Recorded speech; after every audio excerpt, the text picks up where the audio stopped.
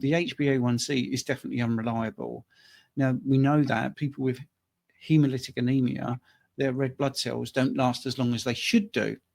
So when they have an HbA1c reading, we have to ignore it because it's artificially low because their red blood cells die maybe after 60 days rather than 120. So they're not sticking around to get glycated that much, and it has a little effect on the reading. That's something you can look up. If you think this is all rubbish, look that disease up and look up HbA1c. Is it a reliable marker for those with hemolytic anemia? And what do you do in that case? Well, you look at their daily blood glucose, you look at their fasted glucose, fasted insulin, C-peptide, and you look at all the other things around glucose metabolism and insulin production. So what happened to me was once I started getting a good volume of people in, like I say, I've had over 1,000 clients. I've had a fair few that are diabetic and a lot that are on CGMs and a lot doing the finger pricks.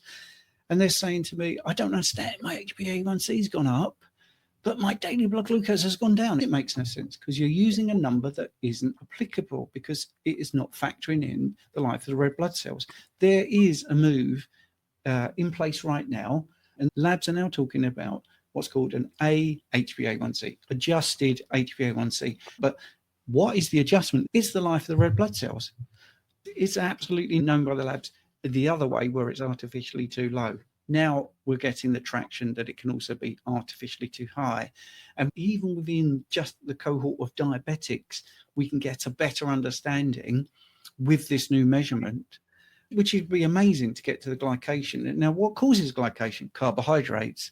So there's also an admission there that maybe carbohydrates are a problem. So then we're now looking at unreliable numbers for blood glucose management. It's a big deal, and this is why I was interested in it, and that's why I wrote the book.